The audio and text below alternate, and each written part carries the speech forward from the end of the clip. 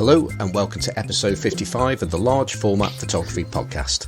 My name is Simon Forster and I'm joined by Andrew Bartram, Eric Matthey and KellyAnns Bobb. Hello Andrew.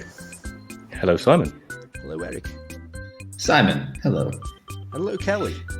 Hi Simon. It's great to have you on the show, Kelly. Thank you for being with us. Thank you for considering me. I'm thinking, well... you got the name right, and then... Kelly, it's normally me who throws him off, but you thrown him right off now. Well, there you go. He's flustered by politeness. Well, on that incredibly polite note, let's head over to Andrew, and you're going to give us a little introduction to Kelly. I am, yes. The ball falls squarely in my court this week. So I reached out to Kelly after seeing the article in that wonderful publication, Silver Grain Classics. And if you don't read Silver Grain Classics, then go out and subscribe. And she was interviewed by Rachel Brewster Wright, friend of the show, and soon to be mama, if not already.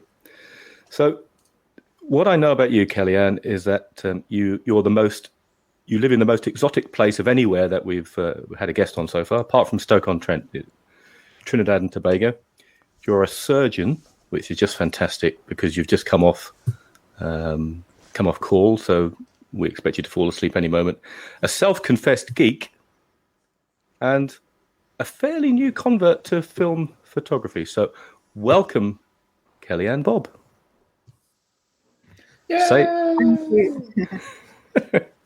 So what we normally do, of course, is follow that tried and trusted process. And for those people who haven't read the article in Silver Grain Classics, why don't you take a little bit of time to just explain how you got to where you are, a bit of your backstory, and it doesn't just need to be photography because you've got a really interesting story to tell. Well, I have always had a natural inclination to creativity, and I've always also been very academically inclined. I would say that I started film photography as it is presently in my life in 2018. Child, we had film cameras, but mainly point and shoot cameras lying around. We were always taking pictures. But in 2018, I was in Belgium. I was there for a few months. I was at a hospital there doing an elective in advanced laparoscopic surgery. And there is an antique kind of market that is open from Monday to Sunday. And going through the market, I saw these very vintage film cameras. And from there, kind of planted a seed in, okay, I need to get one of these. Before leaving Belgium, I was able to purchase one film camera because I was never able to haggle very well in broken French to get prices down. But I purchased a Ricoh SLR initially. It never worked, sadly. I thought it was fully functional. I was told it was functional, but by the time I was able to get film, it never worked. But it was the initiation into desire for film. But I think what was the true catalyst, 2018, my mom passed away. During that process of dealing with it, packing away the apartment in New York and just trying to find a way to balance the emotions that came about with that loss, I started taking pictures. I didn't have that experience if I would have continued taking pictures because my life is so busy with work. It's a cathartic process and was necessary for me. So through that, I started really documenting different things. And from there, I continued documenting people in my life, taking portraits, learning more and more. Again, the natural geekiness of myself. I started researching what are the types of film, different formats, acquiring more cameras and just really expanding with film photography. I find it to be a very tactile, and that is what is so different for me personally, from digital photography. You're able to, one, slow yourself down. When I was taking photos, for instance, that few months I was in Belgium, I have images on SD cards, just endless images. And now, if I'm shooting large format, I'm going to tell myself, okay, I'm going to shoot 3 images or 4 images or 5. And also the price and cost of film, I'm able to sit and work it out, think about the composition, think about what it is I really want to tell, and not just be, pressing the shutter. For me to slow down, to really learn photography, also learn about aperture, shutter speed, lighting, and how all of it comes together to really bring about your image. That is ideally where I am now. I will say that my main theme that I like to document is portraits. However, I like still life, I like landscape photography, but I mainly like portraits and documenting people's lives. You've had those the two shows that come to mind from research and reading is the Sacred Bodies and the Divine. Yeah. And I want to say Home Alone, but it's not that, is it? It's something like that. Is it Home Alone? Yes, Home Alone. Home Alone. It is Home Alone. Yes, I was suddenly I thought, no, it can't be that. That's the movie. Tell us a little bit about those particular projects, if you wouldn't mind. Okay, I think I'll start with Home Alone. Home Alone came about from my time in quarantine. I traveled March of 2020. Why, I do not know, but I traveled to New York. I travel to New York regularly. I have family in New York. So I traveled to New York, and when I came back into my country, Trinidad, the following day we went into a lockdown. And because I came from New York, I had to go into mandatory quarantine. Developed certain symptoms that was a bit suspicious for COVID. So I was in quarantine for like a month. Mm-hmm. And that was quite annoying. It was a lot. But look at certain things, interactions with family and friends in a particular kind of way. I wasn't allowed to leave the house. I was home here by myself because I was in quarantine. And family would drop groceries at the door, and then I would open the door, get it, and stuff like that. So that was my interaction for a month. And after coming out of quarantine, I kind of wanted, because we were still in a lockdown, even though I was out of quarantine, things weren't back to normal, except grocery stores, hospital, pharmacies. So I wanted to document the experience of family and friends in that space, mentally and physically. Of just still, even though you weren't in quarantine, you kind of just existed within your home. You define your home as. So I photographed a few persons here at my house and also at their own spaces. Mm-hmm. And that is how Home Alone came about. I also did some self-portraits, which was the first time I was doing self-portraits on the whole, not just on film. So that is more or less the story behind the Home Alone series. Kelly, so you formulated this project during this quarantine period. Did you actually start it during that period? You didn't start taking portraits in doorways? No, I didn't. I started taking self-portraits. Yeah. And just documenting my space, but I didn't start taking portraits of persons. Also because of my medical background, like the ethics of doing certain things. I might feel like, okay, I want to photograph my sister dropping off something, but I'm also kind of wary because I really had significant symptoms. I got swabbed 3 times. So I didn't want to infect anybody possibly, So I was very careful with that. So I didn't start it until I was out of quarantine. And did you start with family and then move on to a wider circle of people, or did you just stick to people you knew? Ideally, people I know, because it was persons I was having conversations with, persons I was doing video chats with, so it was me connecting myself and the people I was connecting with, who we still trying to make connections. We're trying to control a pandemic, but still, trying to prevent loneliness, feeling isolated. So it was ideally people that I knew and I interacted with. So, lockdown in this time of, pretty much all through last year was a really difficult time for pretty much everybody. And a lot of creativity came out of it.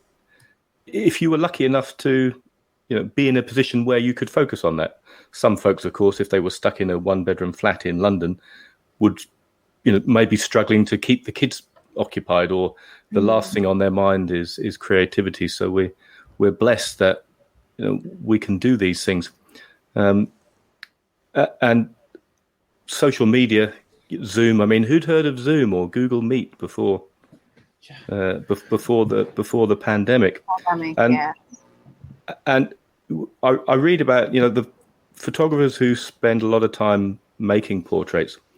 Many of them spend a while getting to know people and understanding where they're coming from, and before they even pick a camera up. So I guess that electronic media and those connections you were making did that. So you knew these people; they were sort of family or friends. Mm-hmm. But did you find that through the social media contact, through the sort of Zoom meetings or whatever you had, and then through the photography process, did you discover more things about these people? Did they sort of open up about some of their inner feelings about isolation and the problems they had during lockdown? I'll say yes. Not everyone to the same extent. I guess also because your level of intimacy, not sexual, but your connectedness with people is different. So you'll have friends who you're closer to than others. Yeah. So you'll be able to have deeper conversations with them. But I think it's ongoing conversations that we've been having as a global village of understanding not only the economic and financial burden that the pandemic has had on us, but also understanding the psychological and emotional strain that it's had. So even though we've been having conversations, or I had conversations with friends back then, especially when I first came out of quarantine and never having had that experience before, it's really the same kinds of conversations that we're still having. Because presently, we're in a semi-lockdown here in Trinidad. We're dealing with our second spike, our second surge. And you're still kind of dealing with all of the emotional and psychological effects of the pandemic. So it's still conversations that we're having. But yes, I was able to have certain conversations that allowed me and the people in my life to look at one of my greatest lessons from the pandemic is the way my life is structured, or the way my life was structured, and understanding to have a little more balance. I think I'll describe myself as a type A personality kind of person. So when it is I assign a goal, that is where I'm going. But sometimes the importance of having that balance, of ensuring that your life is not about one particular kind of thing. And those are the greatest lessons that I've had personally during this pandemic. And that I would like to hold on to and ensure that post-pandemic, the little changes I've made personally to ensure that when I'm spending time with my grandmother, spending time with family members, those are the things, because you realize, okay, you haven't seen somebody in such a long time, and you understand the importance of connecting with people, and for me, in a different kind of way from this 21 period. And the importance of making a fixed image on photographic film as well of those people for the future. Yeah. I was going to say it's interesting because the lockdown was a year and a half. It was 18 months, at least here in the Bay Area, and it was the slowest and the fastest 18 months ever, right? Because we sort of slid into it, and became a way of life. And I didn't realize until just like last month when they came to visit that I hadn't seen my parents in 2 years because of the pandemic, which is far and away the longest it's been since I've seen my parents, and I was like, wow, that's 2 years. Like, where did that go?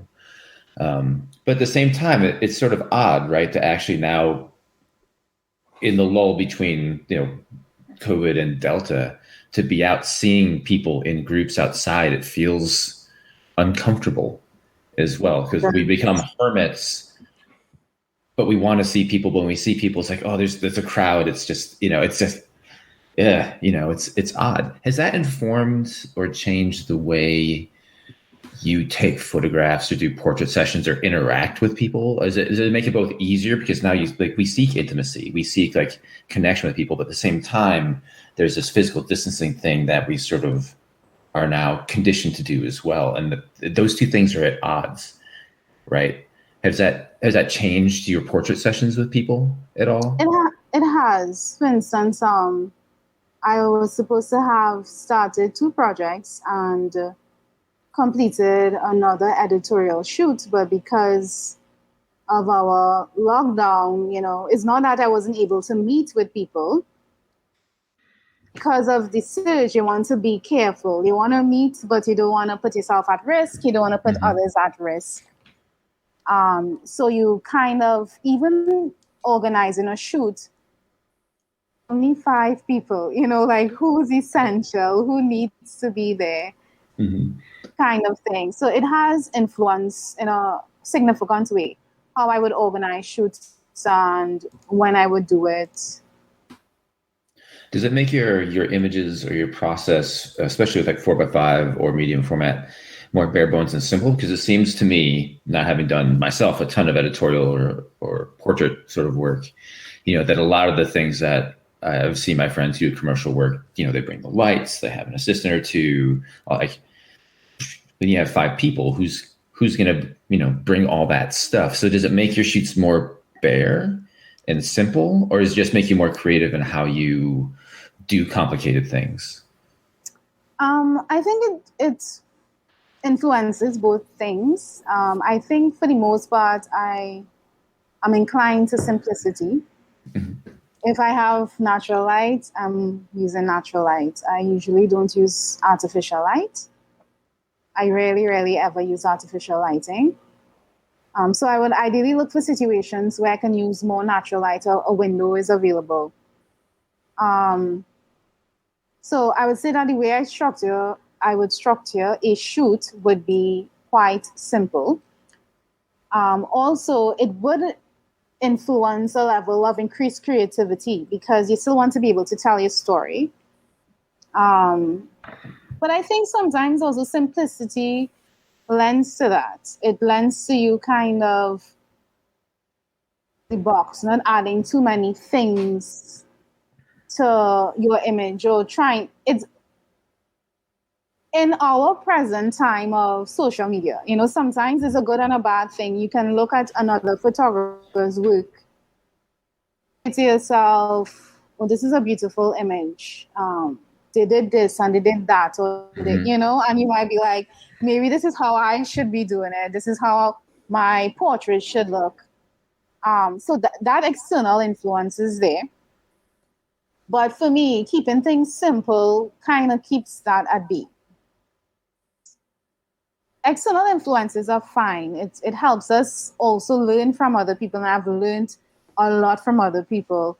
Large format photography, I've been able to go onto YouTube, look at people's videos, look at images and learn a lot because I didn't go to school for photography. The first time I used a darkroom was instructions from YouTube. Nice. Well, a film was from instructions from YouTube. If I have a question about using paper negatives, I'll go to large format photography.com, you know, so, and I would read what people have written. So I'm always quite appreciative of that. And that is a positive aspect of having those spaces. But I guess it's also for us to understand that we, you know, you bounce it off where you look at things and you learn from people's work, but you don't try to necessarily emulate. So for me, keeping it simple keeps that other aspect at bay. How do you? I read somewhere that you've now got 90 cameras, which is rather a lot. So, in your goal to keep things simple, but I think you also gravitate towards maybe just a few, and that would, I'm guessing, your Mamiya C33 or whichever one, 330, 330, yeah, 330, or your Toyo Mono. Toyo View 45. How do you? So I'm staring on my other laptop here at a page from Lens Culture, which has got 3 of your images from the Home Alone. It's got a striking image in the center of a bare-chested guy with his head down, adopting a pose, you know, with his hand on his shoulder and bare feet. With hats. Pardon? Oh no. Okay. Yes. He's sitting on a seaside wall or something, and he's got the sea in the background. Oh, okay. Yes. Yeah. Yes. I know which image you're talking about. And it's subtitled Solitude, but then I think there's a self-portrait of you called Solitude, and then there's one above one called Intimacies with a lady and a guy, and they've both got their eyes closed and she's embracing him. All 3 are very strikingly beautiful. One is clearly square format and the other 2 aren't. So my question really, from a sort of process point of view and how you see things, you know, you've got the Mamiya, which is square, you've got large format, and you gravitate to those 2. But do you find yourself using one or the other depending on a situation? And does one present more barriers to you in terms of communicating spontaneously with your subjects? How does the cameras that you use sort of affect the process, you know, the photography process or the portraiture process? So for large format photography, I'll start there. I think a lot of persons, even older than me, in their 50s, 40s, even though they would have had a significant more period of film photography than I would have had, most of the people in our population, not only Trinidad, but generally, a lot of them know about 35 millimeters. So an SLR, that is what they are accustomed to, an SLR camera. So when you come and you're asking someone to do a large format portraits, you know, I always start with letting people know when I'm approaching them to do a portrait session is that it's film. It's a slower process. There is no image for me to show you at the end of it. Well, they can always, you like it or not. You can always do what Eric does, and when he's interacting with people, he says, "Come and look through the ground glass, and you'll see the image." Do you do that trick? Yes, I do that. But the picture's going to come out upside down, they say. And the pictures can come out so much better because you're in it and it's not me. Because then I'll go and I'll hold the spot like where they were, and they're just like, "Oh my God, it's gonna be terrible." Like, no, you're in it, not me. It'll be fine. Yeah. So for large format photography, it's a much slower pace for me than medium format. So I would choose which situations I would want to use large format. For instance, one of the images I sent you was from the Home Alone series with my friend Robert, sitting on a stool we call that a pui tree. The yellow leaves are on the floor. That's in his backyard. He's an artist. He's a designer. That fits that kind of atmosphere. You know, I'm taking a portrait of him in his space, in his home. We met, we sat, we talked, we ate, we drank coffee, and then we had the portrait session. So for me, it fit that kind of energy. The editorial that I did work with my cameras. Now I have a few large format cameras. So one that I worked with was a Rich Rec. It's a Japanese modular camera, 4x5, 6x10. Those back are cool. for it. Yeah. So I worked with that camera and I shot 3 4x5 images, 2 Provia and 1 Portra. For some reason, now I live in the Caribbean. It's hot. We were supposed to start shooting at 6 a.m. We didn't. So sun is high, it's hot, it's bright. I made an error when I was putting the holder in. It went all the way through, so light got on it. That was ruined. The other shot, for some reason, because remember, this is a different pace, this is a different energy, and I'm trying to add my 4x5 image to it. So I'm rushing. The other one came out blank. I don't know what happened there. And I only had 1 usable image. And for me, it was a lesson. You know, I have so many cameras. I ideally try to use all my cameras, not all the time. Just sometimes I might be like, oh, I'm going to the beach. I'm going to put some film in this box camera, you know, just to play around with. But the lesson that I learned from that shoot, because I worked with the 4x5 camera, Mamiya RB67, Bronaker ETRS-I, and the Mamiya C330. It was too much. Did you have a cart? You just pulled it behind you? Like reach behind you and like pull it out of a cart? Because I'm familiar with, I think I've owned all those cameras, weirdly enough. And that's a lot of camera. Mm-hmm. One of those cameras is a lot of camera, honestly. Yeah. 2 is maybe functional. 4. I was walking around a couple of weeks ago, Kelly, with my RB67, but I deliberately took just one. I was away in our caravan for a couple of weeks, and I had it in mind that I would start a project, which I did, called Men and Their Caravans. Okay, so a caravan, you know what a caravan is, don't you? Yes, like a mobile home thing. Well, yeah. Americans, I have to be careful because Americans call them something else. What the hell's a caravan? Yeah. So I wandered around with my RB67 looking for interesting subjects. So either, and it was men, which was a bit of an issue. I had this discussion. Well, some of the women said, well, why can't I be in it? I said, because the project is Men in Their Caravans. Mm. I said, would you please just stand to one side? And they all did. I did it in a very nice way. But, sure. The RB67 creates attention, doesn't it? Because I'm hand holding it. I was using HP5. It wasn't as sunny as it is in Trinidad, I'm guessing. But I wanted to keep it simple because, with too many choices, you can then, it leads to unfamiliarity or confusion, can't it? And that can't help your workflow. And that's probably what you're getting at, isn't it? So you need to keep it simple. So I learned about, because I like the process being simple, but because I get excited about my cameras. I know. I get excited it's great, isn't it? About it's great. Photography. So I'm always like, I love the Mamiya C330.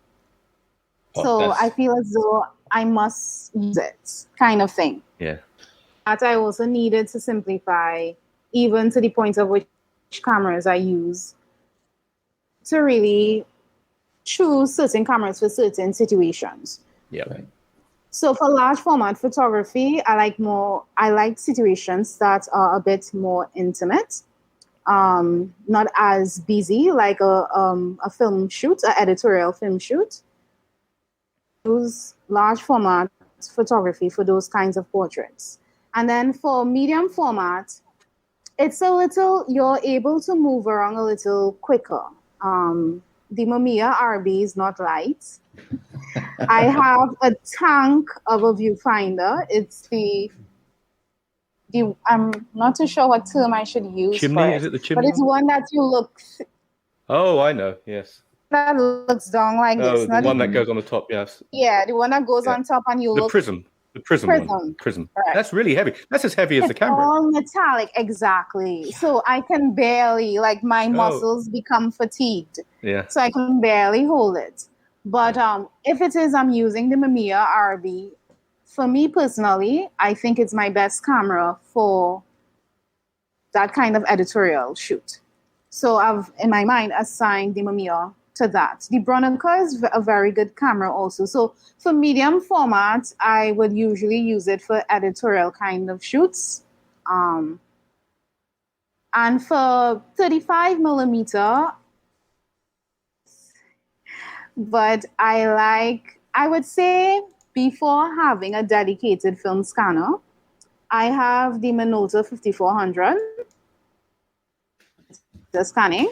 Before that, I would say 35 millimeter was kind of no for me, because I think the quality from a V600, now I have the V750 also. I acquired the Polaroid Sprint Scan 120 for medium format scanning. So the V600 was my first scanner. I didn't know if I was going to stick with it. I was like, this is a safe purchase. It's not too expensive and it seems to be good. So before that, 35 millimeter, I was like, But now, with having better scanning capabilities, for me, 35 millimeter is like run and go. Mm-hmm. To point and shoot, like Minolta X7000, it's only digital automatic focusing, but you're still able to focus quickly if it is you're moving around and you just want to take a street photograph. Street photography is not my kind of photography, honestly. I feel like I'm invading in a way. I think that's something I still need to work through and figure out why it always feels like that to me. I don't think that it's invasive personally, but for me, that's how I feel. It's like I always feel as though I need to ask permission before taking the image. And if I do that, the candid aspect of it is gone most of the time, right? So for me, 35 millimeter lends itself to that kind of shooting. Large format also has the benefit. I like alternative printing processes. So cyanotype, gum bichromate. One of these is a gum bichromate print that I made of a portrait I made of my sister. Large format photography kind of lends to that kind of process a little easier, instead of me having to figure out the whole science behind a digital negative. Kind of don't really worry about it, honestly. If I have to make a digital negative, I know there's a whole graph and all of the science behind it that I do not understand. Me neither. I just print one and I hope for the best, right? Same, 100%. Print it out and go like, oh, that looks like it's cool. Yeah.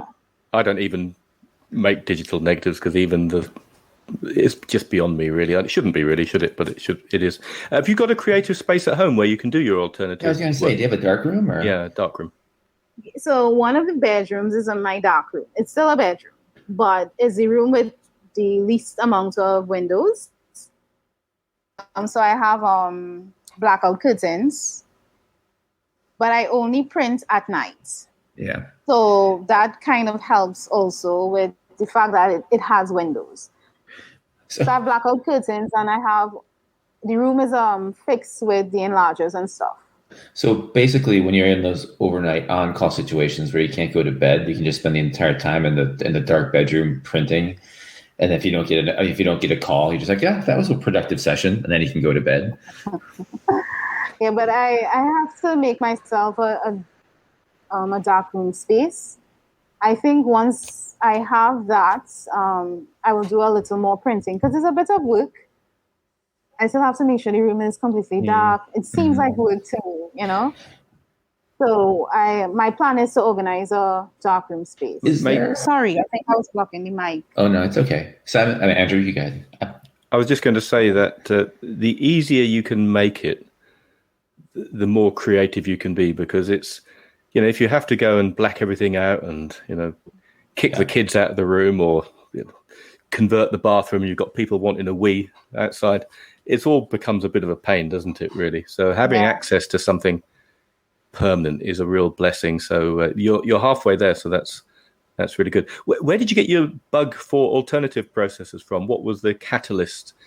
Because I'm loving that you're just such a photo geek, an analog photo geek. It's brilliant. So And I love it that you're into alternative processes as well. So tell us a little bit about that side of your work. Researching film photography, looking at people's videos, and then realizing that prints and looking at some gum bichromate images from past, just like from time memorial, and looking at the quality and how beautiful it is. They're stunning. I see one of my goals in film photography is to be able to attain a certain kind of level. It doesn't have to be all forms of alternative printing. I think that would dilute it. I need to assign maybe 2. I like cyanotype and I like gum bichromate. But I would like to start salt printing also. I bought a kit. I think it's Bosnick and Sullivan. Bosnick and Sullivan, yeah. Mm-hmm. Yeah. So I recently bought a kit. I have to wait for it to be shipped here to Trinidad. Another thing that I really like is the platinum and palladium. It's so expensive, though. Yeah. But I would like to try it. So doing research and actually seeing what people were able to create. There is an artist. I don't know if I can find her quickly. She is from Europe. She makes these beautiful, beautiful prints. Is she in Russia? Gum oil, I think, is her process. Yes. Yeah. Is she in Russia? If it is, I think I know what you're talking about. I can't remember if it's Russia. But she was looking at her work was quite influential. Anna Astania. Yep. Yeah, her prints are ridiculous. It's ridiculous. I've tried gum oil without success. I've tried it multiple times.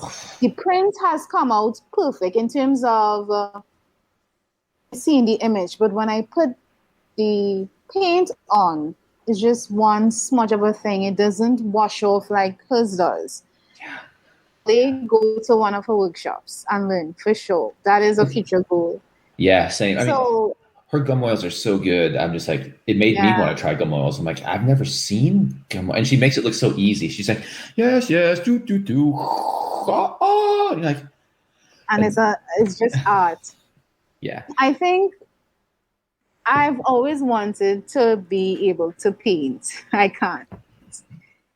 In high school, art in primary school. And for me, alternative printing is almost like a form of painting, and it's an extension of your film photography.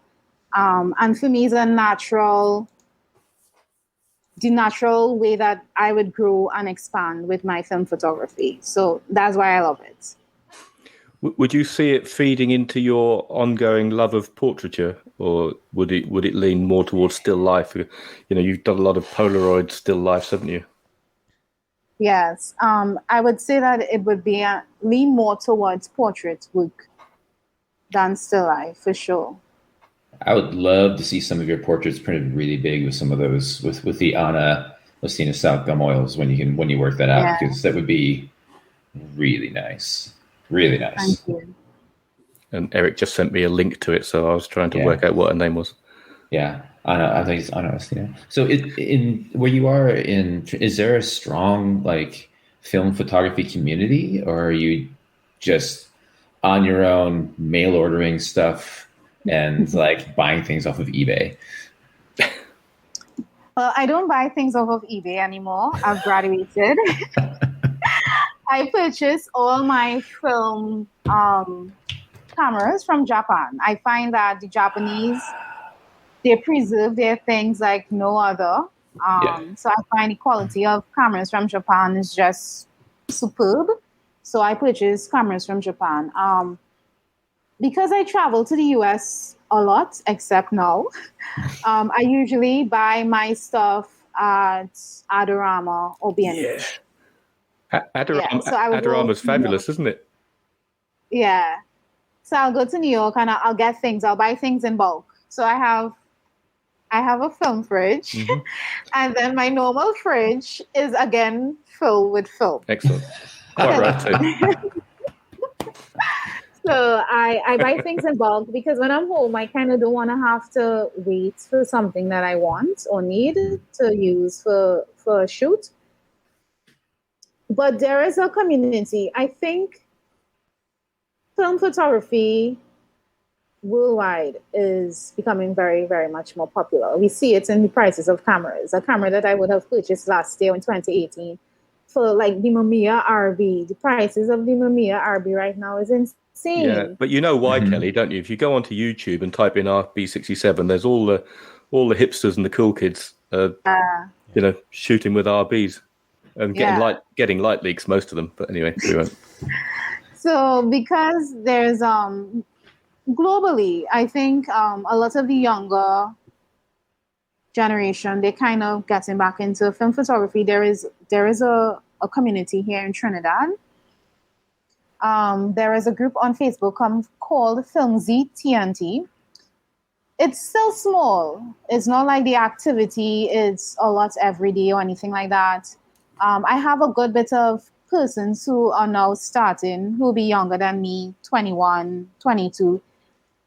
Might see some of my images, realize I only shoot film, and they'll contact me about developing film for them, that kind of thing. There are a group of people who we would sit and we would talk about the whole film process.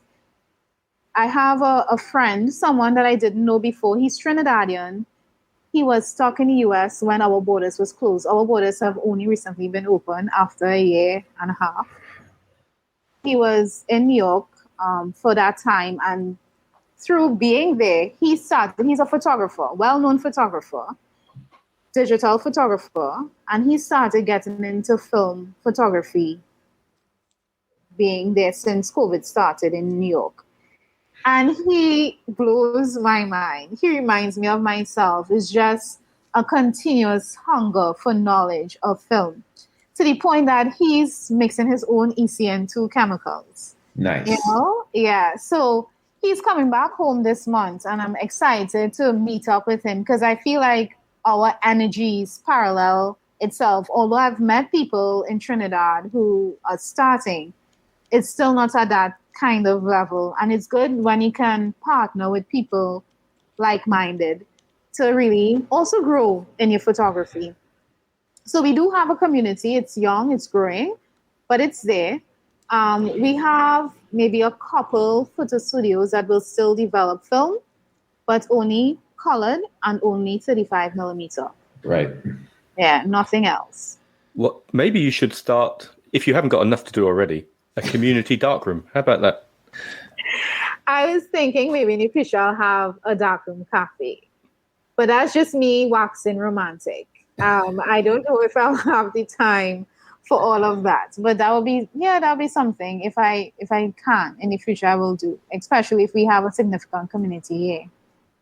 This must be the ultimate escape for you, you know, because you must have you have got a high intensity pressurized day job, but to be able to just wake up in the morning and think about something creative, you know, do you find yourself when you're cutting someone open, you're thinking about photography? Is it that invasive? No, not at that moment. Oh. But yes, it's weirdly enough, as I said before, I've always had that creative aspect of myself. So it's not that it didn't exist. No. But I would say if someone told me in 2018 that photography on the whole, and film photography would have been such a central part of who I am, what I do, I'm not sure I would have believed them. And let alone cyanotypes or gum bichromate. Yeah, well, I didn't even know those things existed. No. Right. You know, I didn't even know 120 film and 4x5 film existed. Mm-hmm. But now it's part of, I would say it's part of who I am. It's part of what I would like to be a reflection of how I live and what I do. So yeah, fantastic.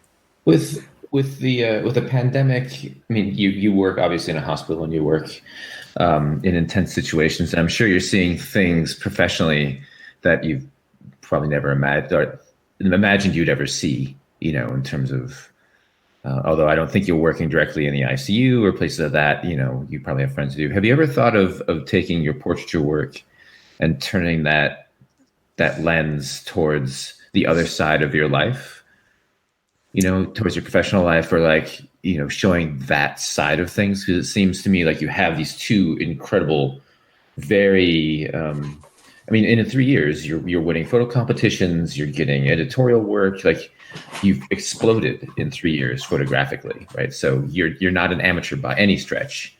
Of many people I know who've been taking photographs for decades would love to have the success you've had in 3 years.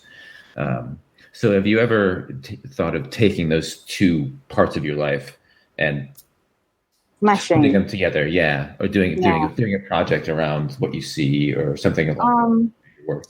I wish I could.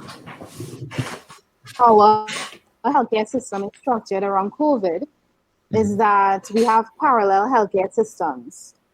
At the time when COVID started, we were planning to open 2 new hospitals. So those hospitals deal wholly and solely with COVID positive patients. So those patients aren't part of the other hospitals, they don't go there. So where I work presently, I am part of the COVID team, the surgical COVID team. Okay. And that hospital only has COVID patients, nothing else. So once you're admitted there, you have COVID-19 virus infection plus whatever else. So I actually am regularly in the ICU because I might have a patient who might require something surgical. I would love to document it. However, the way our healthcare, the rules that revolve around documentation in hospital setting is that we can't take pictures. So if it is, I do take pictures, I would not be able to share them anytime soon. Okay. So even if a patient gives me permission to take their portrait, our policy is that we can't document. So I've been trying to work out other ways of documenting the process, but I like things to be organic. I don't want to have things to stage. I don't want to have to ask so many people. I don't want it to end up being a stage kind of thing. Right. I'd rather it be quite organic, going through the space. There is rapport there already. I work there. I deal with patients on a daily, so rapport has been established. But sadly, that our policy is that you can't do any photography. Brainstorming here, could you follow up with them after they're released? Like, does that policy extend to post-release? No, I can. I can follow up with them after they're released. Yeah. Kelly, I went off and got a book while you were talking because I remembered I'd purchased a book last year during COVID called, I'm holding this up to the screen just so you can see it, called All in a Day's Work. And it's by a hospital manager called David Collier. He's actually a operating department practitioner, ODP. I don't know what that is, in a hospital in Abergavenny. And he basically used an Olympus, I think it's an XA, and he's mainly photographed his colleagues all through COVID, you see? Yes. And he's got this, they're all pretty 35 millimeter grainy shots of people at some of their most vulnerable tiredness, that guy there, you see? Beautiful work. And it's just what is his name again? His name is David Collier, Collyer. Yeah, so look it up because I'm sure you'll get it. There's a guy there. There's a guy there. Look, with his mask on, and I don't know whether he's communicating with someone, but just showing a phone through the screen. Common practice, because you have barriers. So we call it hot zone and cold zone. Right. So that person before would be in the cold zone. Yeah. Person behind would be in the hot zone. So you kind of might possibly looking at a blood result or something. But he's one more picture. Look, sorry for folks. Yeah, look. So you could take your camera into the operating theatre because this guy does. Just don't drop it. What I started doing overtly, because again, the hot zone is a space where you can't even really carry in your phone. If your phone is going in, we use those waterproof bags because you have to sterilize your phone. So through those bags, I started documenting myself. Yeah. I started taking reflections in elevators, selfies, like when I come out, marks on my face from all of the gear. I started doing that. And as I said, I think I'll find a way to bring about the language and the communication. I'll just allow it to go through organically and slowly. Mm-hmm. Yeah. But I have done some documentation of myself. And I think many people during the pandemic, of photographers who are looking for a form of expression and are stuck at home, have turned to either still life or self-portraiture. And I think it's produced some really interesting work. And I think that's the joy, isn't it, of the online film photography community, and whatever that is. But it's just, within the space of a few years, you've met all these different people, you've learnt so much. And 30 years ago, it would have taken several years to gather that sort of information. You'd have had to have found a camera club, you'd have had to have gone to the library, find some books. Take a book, yeah. And who'd have thought YouTube, But yeah, and I'm always very much appreciative of the people who take time, even this platform, because you would listen to a podcast and you'll be introduced to somebody that you didn't know, someone's work that you didn't know, someone who is on YouTube that you maybe never heard of, and you go check their videos and it's informative, it's something that you learn. Yeah. And I'm quite always appreciative of people who give their time towards providing, in a way, it's a bit of tutelage, for free. Yeah, no, it's excellent. Yeah, providing that's how we met Eric. We met Eric like that, through somebody mentioning, oh, you should get this guy on who makes lenses out of dollar bills. I checked out your stuff. I checked out everyone's page. Yeah. Kelly, I was intrigued in the article in Silver Ground Classics. You talk about two things: sharing the Caribbean experience and rendering skin color, which I just had never really thought about. And you link back to, I was immediately thinking back to the adverts I used to see for film photography in the 80s, white faces, happy families, Portrait NC for skin color, or skin tones. But you've got a really interesting take on it. Perhaps you could elaborate on skin color and photography for us. Okay, I remember sometime last year seeing an article. I think it was from the 1970s, or 1980s, on skin color and what the reference point was for like Portrait, NC, or whatever. Now it's, in terms of what their reference points and stuff are, it's a bit more inclusive. The article was skin color, what was defined as accuracy in skin color, what it became. So it has become more inclusive. However, when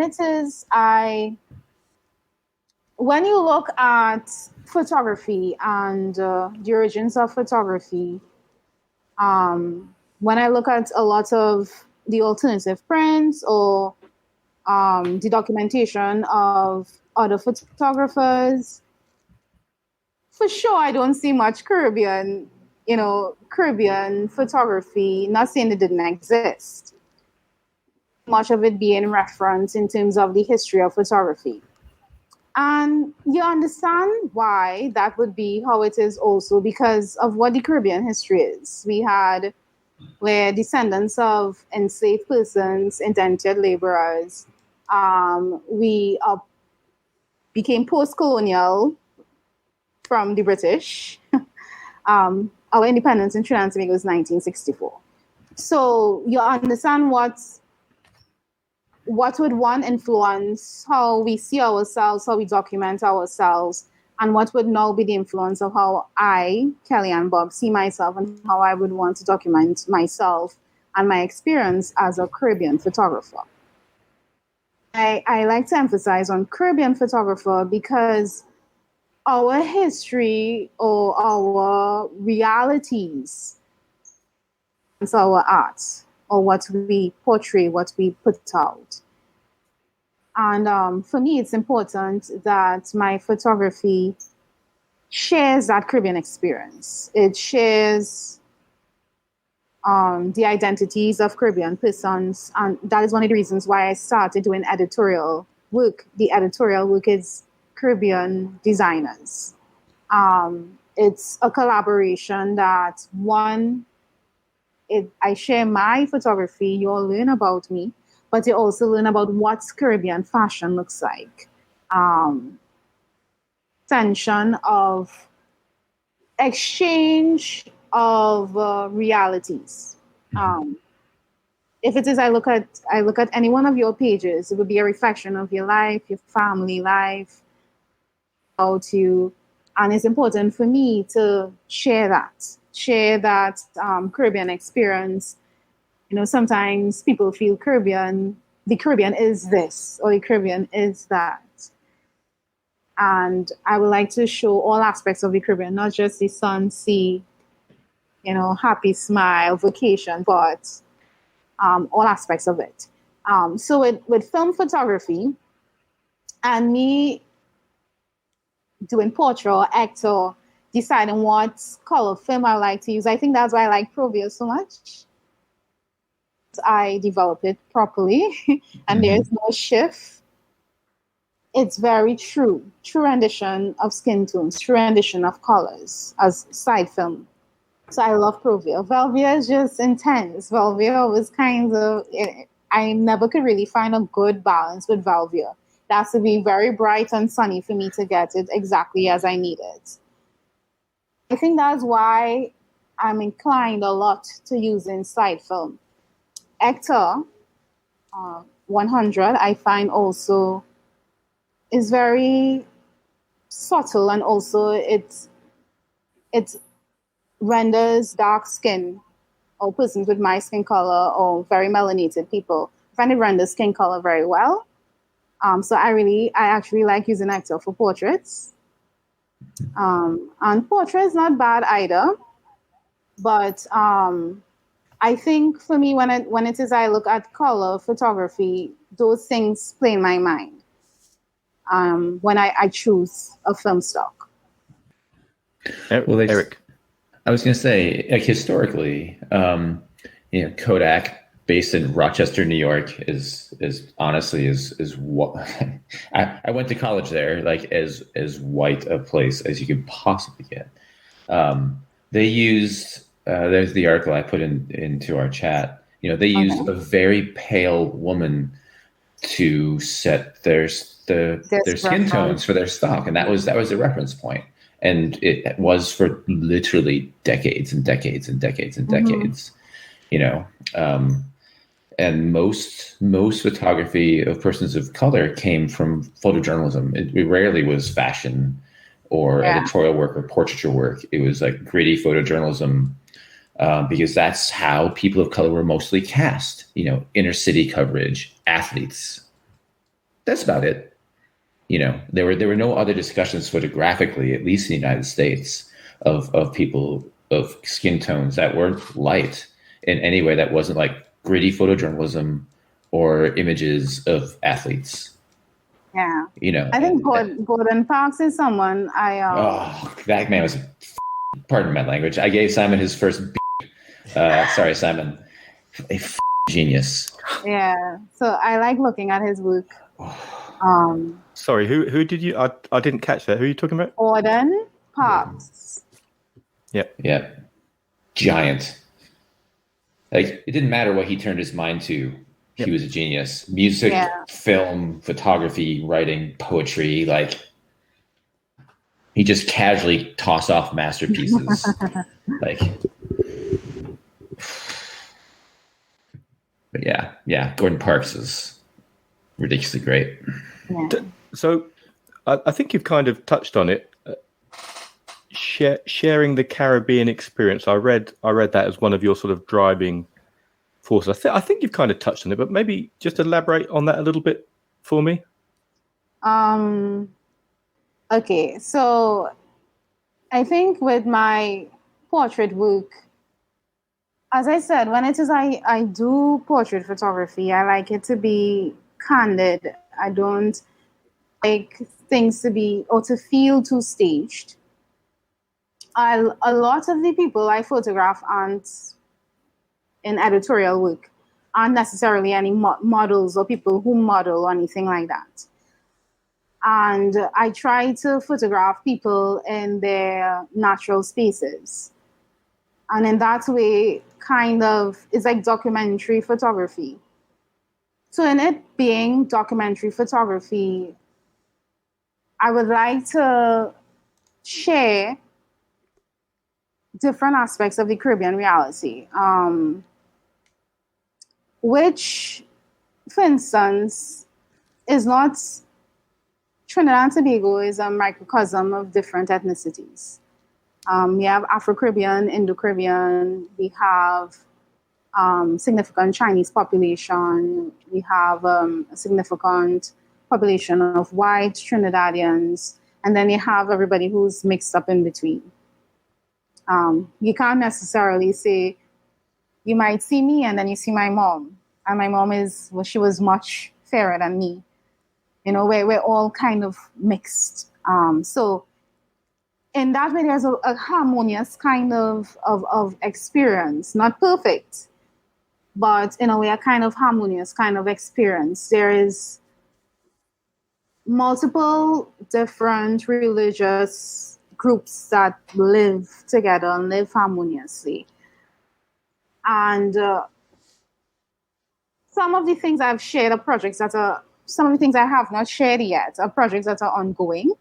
So it's difficult for me to express it in its entirety, but I would like to share just that reality, that we are a group of people. It's a microcosm of many peoples, many histories, many origins that live, for the most part, peacefully. And also show the other aspects of it, where we also have certain things to improve. We have things to appreciate more. And I think for me, why I started mainly showing Afro-Trinidadians, I think you will see most of my portraits are male Afro-Trinidadians. It's because of what is the Black male identity. When you see someone that looks a particular kind of way, what do you get as a white American or a white British, a non-Caribbean person? What comes out of it?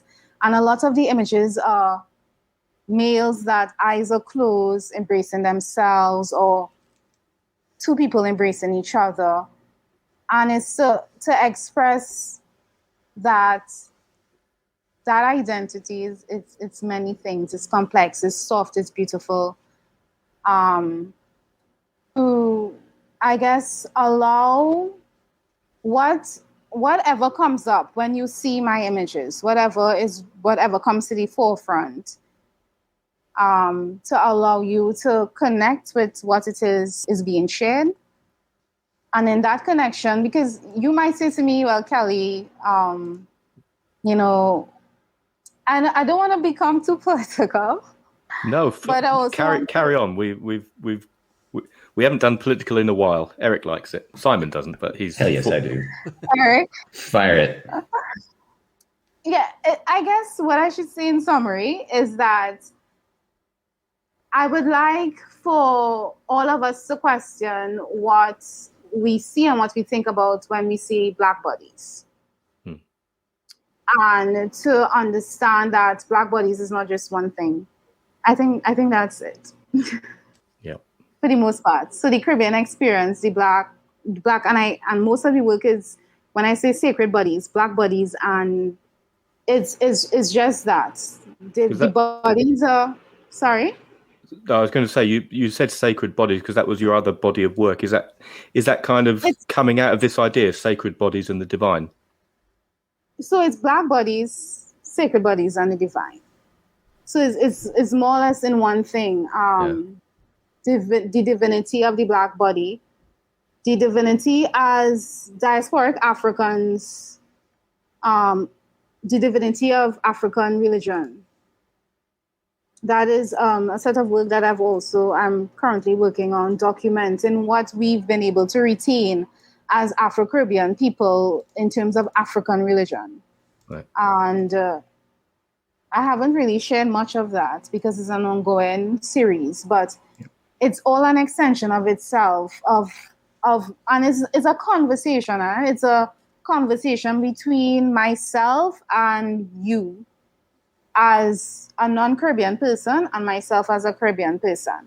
Because even as Caribbean people, I grew up as in a Christian home. I saw you raise your hand, Eric. Sorry. No, please go on. I'm bookmarking that I have questions. I grew up in a Christian home. So even though I grew up here in Trinidad and I knew about African religions, I didn't know much. I just knew about the different types of religion. And as a young adult is when I started personally looking into it and understanding the importance of what was retained. And is history. And as diasporic Africans, especially in the Caribbean, I'm from Trinidad. My great-grandparents are from St. Vincent. I can go to St. Vincent, but my history stops at a point. I can only go to a point. I can't, there's no more documents there for me to trace my history. Right. So when you see people retain certain things, there is a power within it because you're able to identify yourself within it. So it's a conversation. It's a conversation between myself and you. It's not only just about me showing you myself, but also me talking to myself through the images.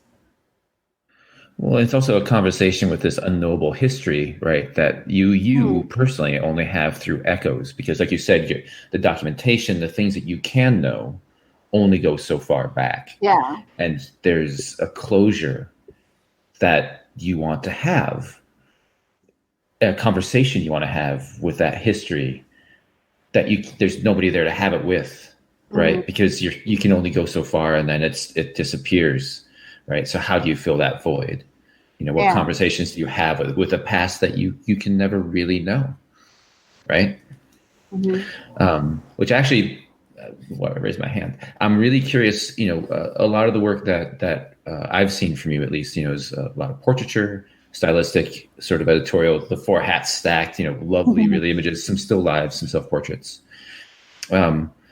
This particular project on religion and African diaspora, that sort of thing. What are you taking the same sort of approach, or is it an architectural thing? Is it portraiture, interviews? Like, what approach are you taking with that? Because it seems to be a much more intense and personal and also sort of journalism style project.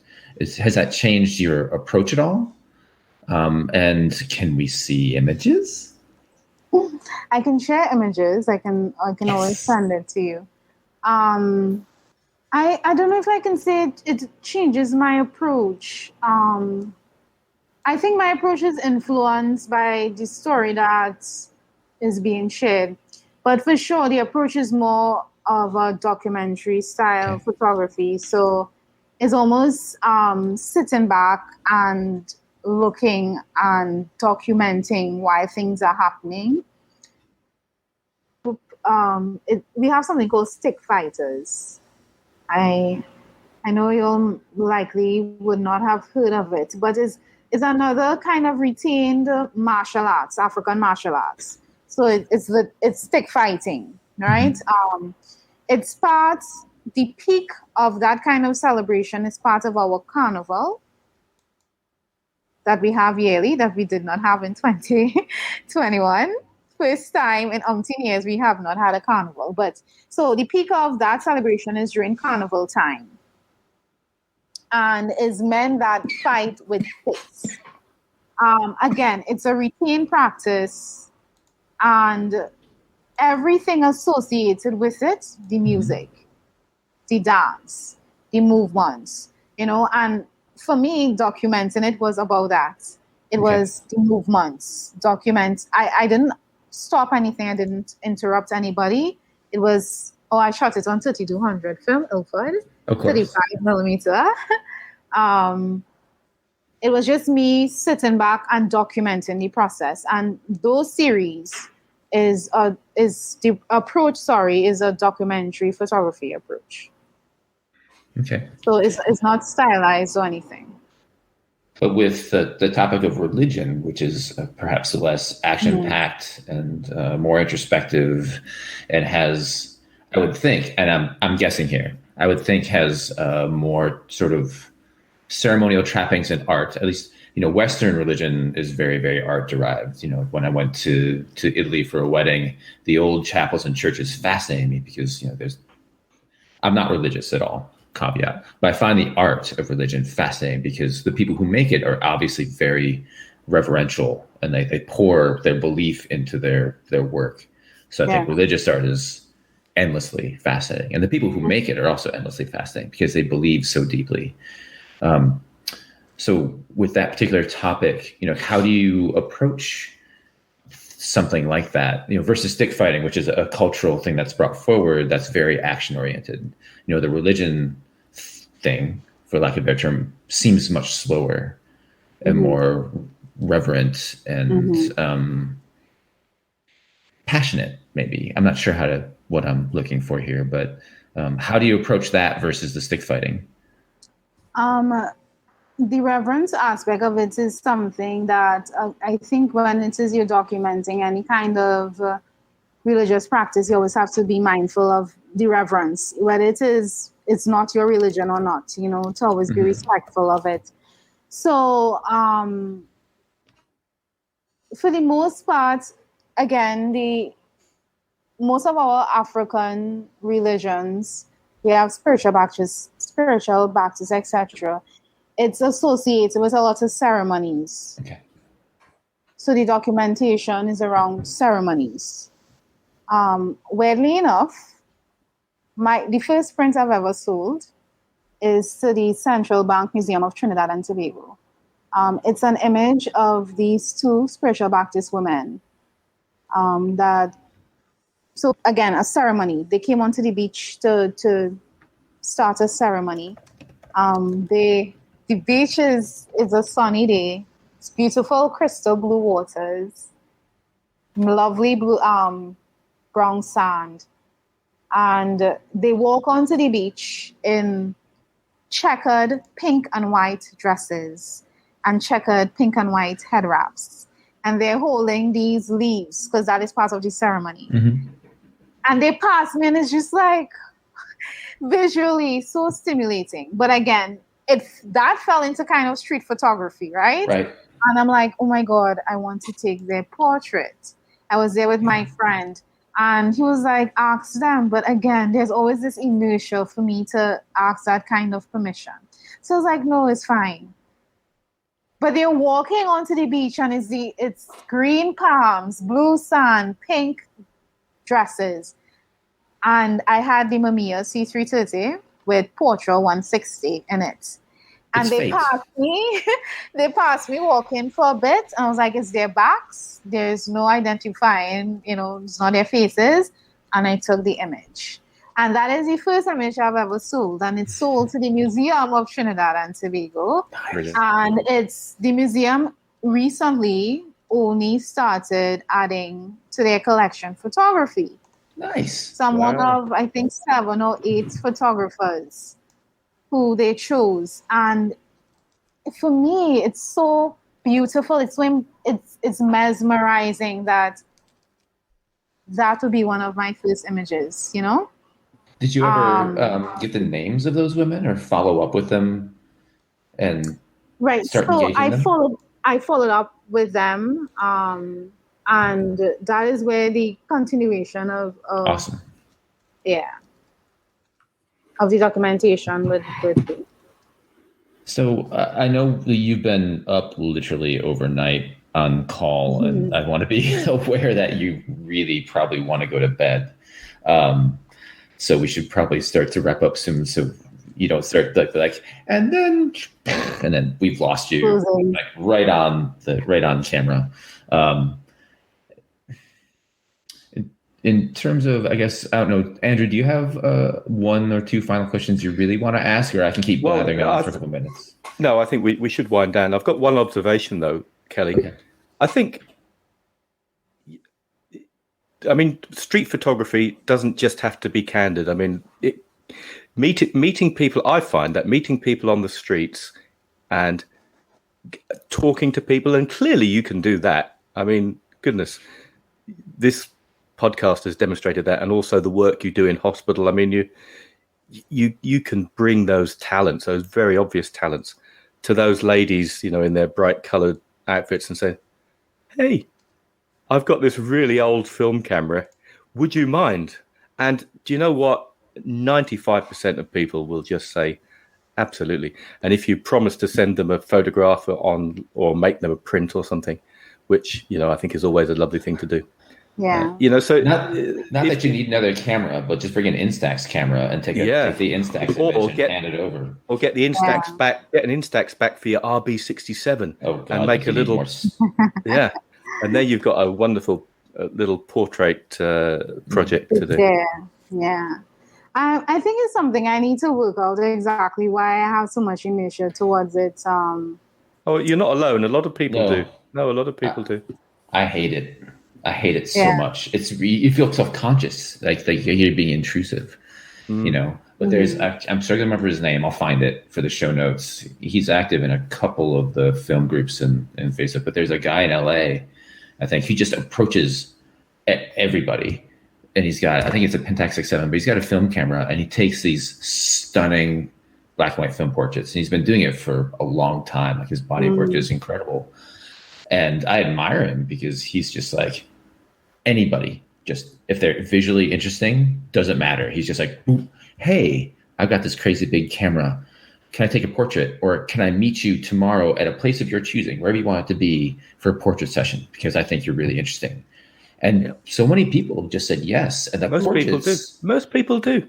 He takes what looks like professional portraits with models, and they're just everyday people of all body types, all skin colors. And you're just like, okay. Send the link, Eric, for the show notes. Yeah, I'll find it. I'll find his work. But it seems to me that you could, like, not to mirror Andrew, but it seems to me that you could make your street photography anything you want, including that.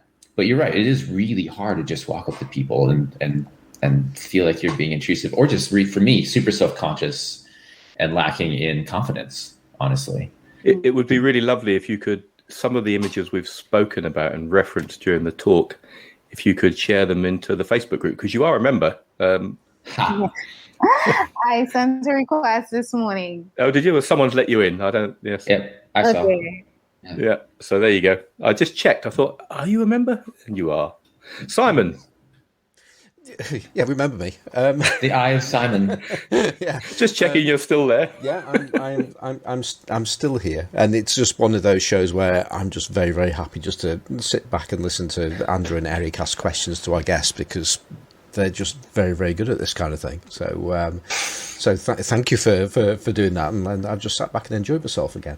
But there's the interesting enough, when you're just talking about street photography. I was given a piece of advice when we interviewed a friend of mine called Anal Mystery on the Classic Lenses podcast ages ago, and this piece of advice, I've never used it myself, but I've used it with a friend who was with me once, and I told him to do something and it worked, but I didn't do it myself, and that was a case of interesting people.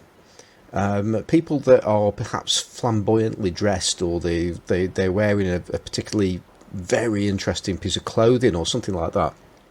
They're usually people that you can actually go up to and talk to, because they want to be noticed. Yeah. And so if that person is stands out because of something they've done, the way they've got their hair, there's some kind of clothing, whatever it is, there's a reasonable chance that they're going to say, yeah, that's fine, I'll have my photograph done. And that happened I was out with a friend and I saw somebody that was dressed quite outlandishly for where we were walking around, and we were having a chat about street photography, and I was saying, I just can't do this kind of stuff. But that person there, if you go up to that person there, you'll get a photograph out of him. And he goes, do you reckon? He goes, yeah. And he walked up to him, started chatting, and got the photo.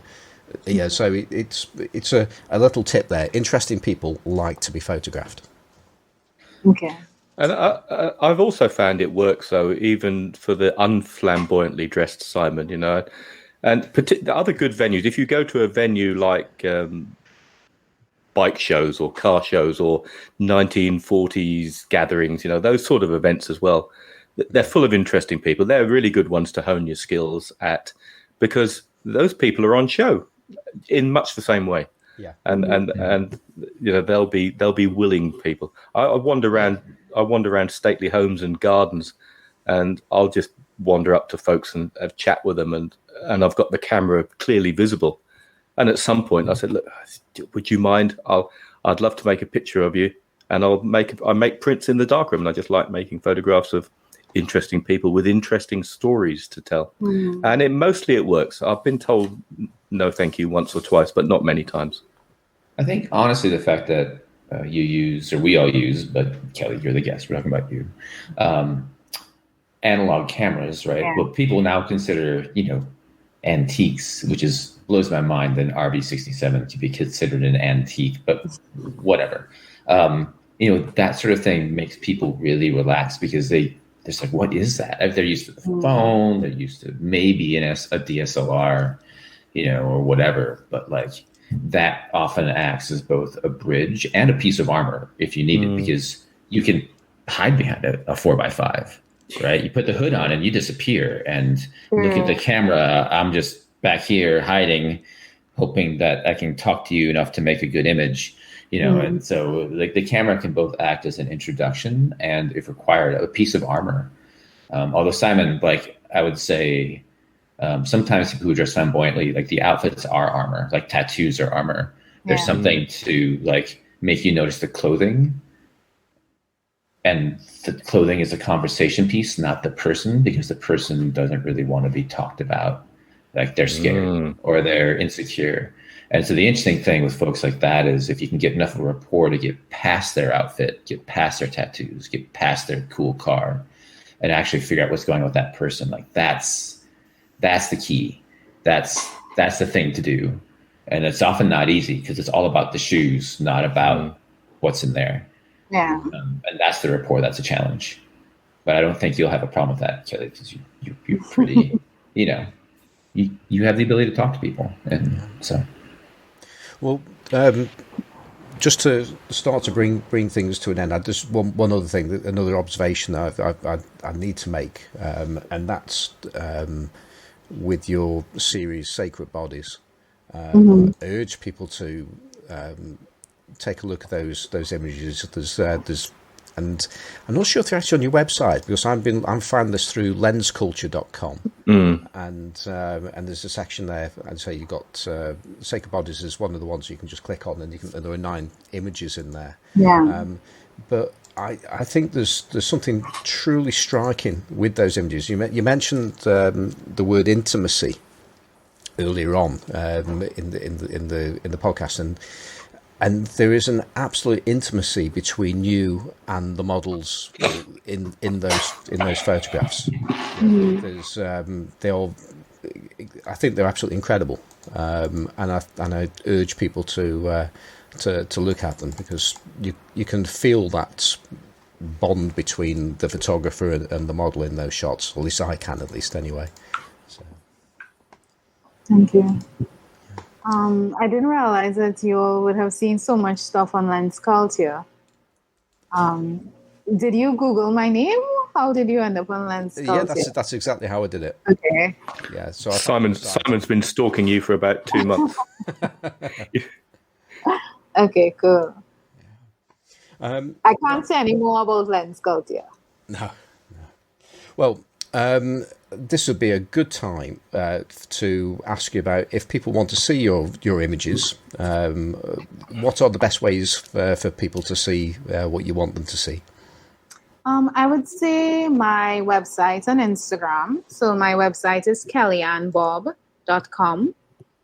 My Instagram is KellyAnnBobb_photography. I have a portfolio on Vogue Italia. Lens Culture. I've recently expanded the portfolio on Lens Culture. But I would say the main places would be Instagram and my website. That's cool. And just for the benefit of people searching your name, the spelling is the Ann is A-double-N, not A-double-N-E, and the Bobb part is two B's. Two B's. That's it. The reason why I'm pointing that one out is when I first started to search for you there, I was spelling it all different ways, and I was getting all different people. I wasn't finding yourself. So that's the tip there. So the Ann doesn't have an E, and the B has three B's in it. The Bobb has three B's. He's got no excuse, Kelly, because I sent both of these guys copies of the Silver Grain Classics article weeks and weeks ago. Yeah. No excuse. But all the same, that's right. See what I have to work with. Yeah, our listeners haven't had that privilege, so let's give them all the help that we can. Because it's well worth tracking down these images. I mustn't equate the listeners with the same. Just carry on, Simon, before I you too much. Okay, right. Just a quick one then. I just want to thank. We have had a donor via coffee.com, and you can find us somehow apparently on coffee.com. That's ko-fi.com. If you search for us, we're apparently not that easy to find, but some people find us occasionally. And since we were last on, another name I'm going to butcher, and I think it's Pallada. I think that's the way to say your name, pal. And he wrote, "I really enjoy your podcasts. Thanks." So thank you very much, pal. Really appreciate that. Okay, so Andrew, have you got any shout outs? I have, yes. I'll shout out David Collier and his All in a Day's work, because he did that fantastic series of images from hospital in Abergavenny. And I'd also like to shout out, and you'll know who you are if you're listening, to all the keyboard plumbers and tilers out there who gave me such helpful advice as I extended my darkroom. And you know who you are. Thank you very much. Yeah, funny enough, I mean, you wouldn't mention Jeremy North by name, I'm sure. I have no idea who you're talking about. Yeah. Hello, Jeremy. Okay, what's up, Jeremy? Eric, any shout-outs? As always, every show, my long-suffering fiance Heather for putting up with my crap, which includes Kelly, always N+1 cameras. I, like you, suffer from that malaise. And also, actually, Ethan Moses over at Cameradactyl for hopping on a call and working through the process for, you might be interested in this, for reverse processing RC paper negatives into positives that they've just worked out with citric acid and hydrogen peroxide.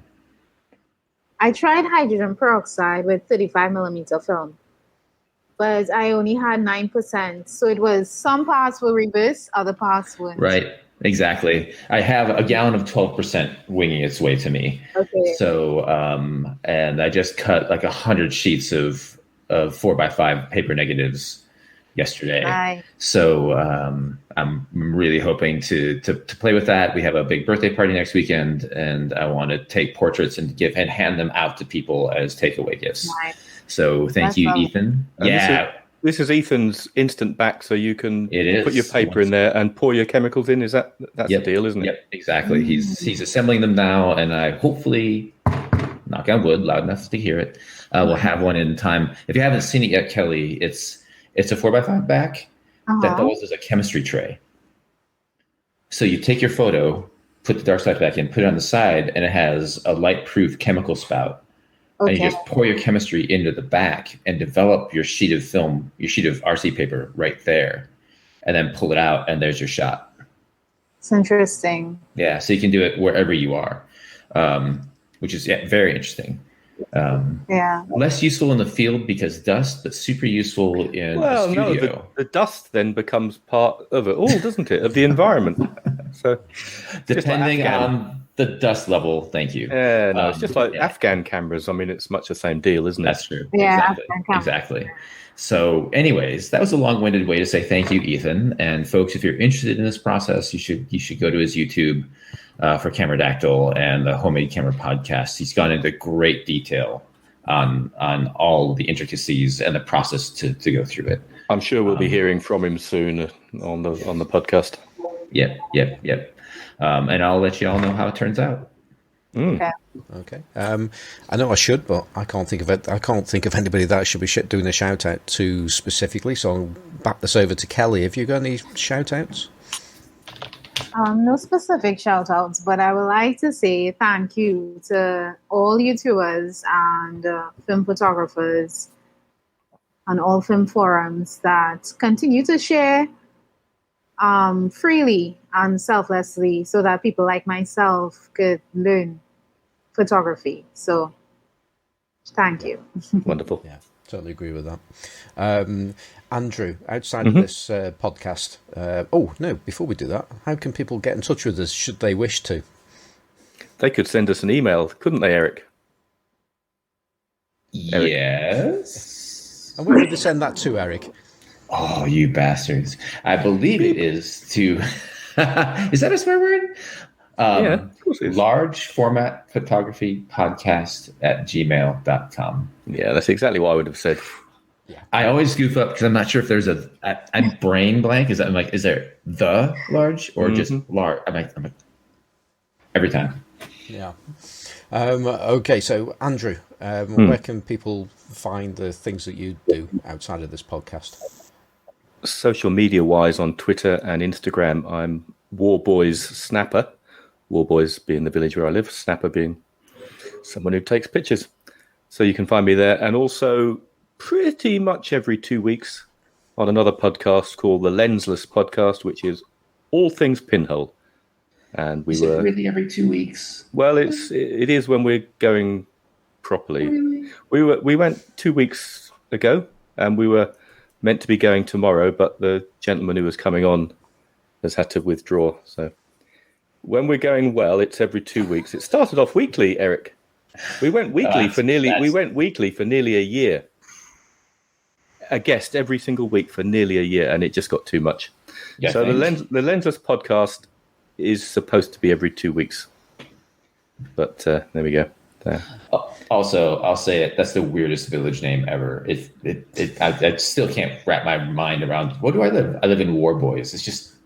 Yeah. Sorry. Well, it's French. It has its origin with the French. We were talking about the French earlier, weren't we? So the Norman invasion of the British Isles in 1066. So we were a Norman settlement, and it was originally called Wardibois, Wardebois, which means clearing in the woods. Naturally, we're a high ground over the fenlands. Sorry, Kelly, you're going to correct me on my French. Please. No, I'm not. Which is, feel free. So we were a high point on a volcanic ridge. Warboys is on an old volcano, which is kind of funny, really, considering we're right on the edge of the fenlands, which is 1 meter below sea level. And so we were on this vantage point. Presumably, the Normans settled here because they could see for miles around, and it was kind of a vantage point. See, and they built a church, which is across the road from me. Nice. There we go. And you can also be found in the Fenland Darkroom as well, can't you? Fenland Camera and Darkroom, yes. Oh, Fenland Camera and Darkroom. Oh, sorry. Well, yes, the enterprise is called Fenland Camera and Darkroom, but you can also find me in the Fenland Darkroom, yes. I thought that's what the sign said, just Fenland Darkroom. No, it says Fenland Camera and Darkroom, which is the name of the enterprise. It was right in front of my face about 2 weeks ago as well. I actually saw the and sign. I have running water now. I've developed my first film in the new Darkroom this afternoon. Congrats. Yeah, I did rotary processing of HP5 in PyroCat HD. Fancy. Your rotary system is what? What do you use? I've got two systems. I've got a Jobo, but I've also got a thing I bought on eBay, which is a rotating variable speed motor feeding. I have a unique color. It goes backwards and forwards. Yeah, Jobo. I use the CPE2 for color, but I've now got this other. If you look into the Facebook group, I'll post some pictures of it, Kellyanne, later. I think you put it onto. Have you put it onto Twitter today, or was that yesterday? Yeah, no, it was on Twitter today, but I don't know if Kelly does Twitter. Are you a Twittery person? No. No. So I've got this. I'm trying to nail down the rotary process, and it seemed to work well today. With PyroCat, or any Pyro developer, it tends to oxidize quite rapidly. Although PyroCat HD, along with 510, which is another variant, they have better properties when it comes to oxidation. So oxidation, they don't oxidize quite so readily. But all the rotary processors for Pyro developers recommend that the rotation is very, very slow. So this little device I got from Hong Kong, in fact, it's got a variable speed motor, and I can wind it so that it just rotates very, very slowly. And then it goes back the other way. So it goes like a Jobo, it goes one way and then it goes the other. And so it's continuous agitation, but very small volume of chemicals, because not all the film is in contact with the chemical at once. So the rotation is going round. I use the Unicolor, which is system. So I found one on wasn't eBay, it was an American auction site. And then I got the containers. So I have the one for film and I have the one for paper. Or large format. Yeah. And it allows you to save a lot on chemicals. Yeah, it does. You've got to make sure you've got enough active, particularly when you're using Pyro, you've got to make sure you've got enough active chemical in there. But it seems to work great. I did a roll of film in 250 mil of a roll of 120 film in 250 mils of chemical, and got great results today. And Eric, well, you asked. You asked, didn't you? No, it's good. I know you're regretting it now, and Kelly's falling asleep. We regret nothing. Yeah, Eric, where can people keep up with the things you do? Pretty much just Instagram. I barely maintain my website, so it's just BRIKHMATHY. That's my account. You'll see fewer photos of bunnies. They're all gone. Well, not they're all gone, but the foster bunnies are gone. I'm very sad to see Boole has gone. Yeah, Boulet. I'll correct your French. Boulet, our little loaf. Boules. Yeah. I still think we need to see more large format photographs of your bunnies. They don't sit still. You've got a speed graphic, haven't you? Yeah.